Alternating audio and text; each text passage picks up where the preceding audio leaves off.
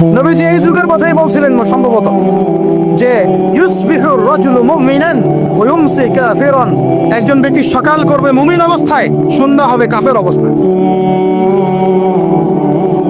আস্তাগফিরুল্লাহ। ওয়া ইউমসি মুমিনান ওয়া ইউসবিহু কাফিরান, সন্ধ্যা করবে মুমিন অবস্থায়, সকাল হতে হতে কাফের হয়ে। ইয়াবিউ রাজুলু দীনাহু লিআরদি দুনিয়া, দুনিয়ার সামান্য স্বার্থে মানুষ তার দিনকে বিক্রি করে দিবে। বাংলার গ্রামে গ্রামে এখন এই যে খ্রিস্টান মিশনারিদের তৎপরতা দেখা যাচ্ছে। মানুষকে, মুসলমানদেরকে খ্রিস্টান বানানো হচ্ছে টাকার প্রলোভন দিয়ে, চিকিৎসা সেবার প্রলোভন দিয়ে। আপনারা কি দেখেও না দেখার ভান করছেন, শুনেও না শোনার ভান করছেন?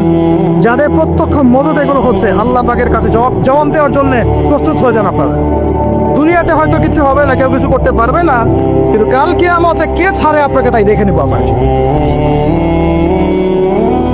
বিশ্বাস করেন, ওমর রাদিয়াল্লাহু আনহু বলছেন, যে কোরআন হাতে নিয়ে বলছি আমি, ওমর ইবনে খাত্তাব রাদিয়াল্লাহু আনহু একদিন তার উটের ময়লা পরিষ্কার করছেন, যখন তিনি অর্ধেক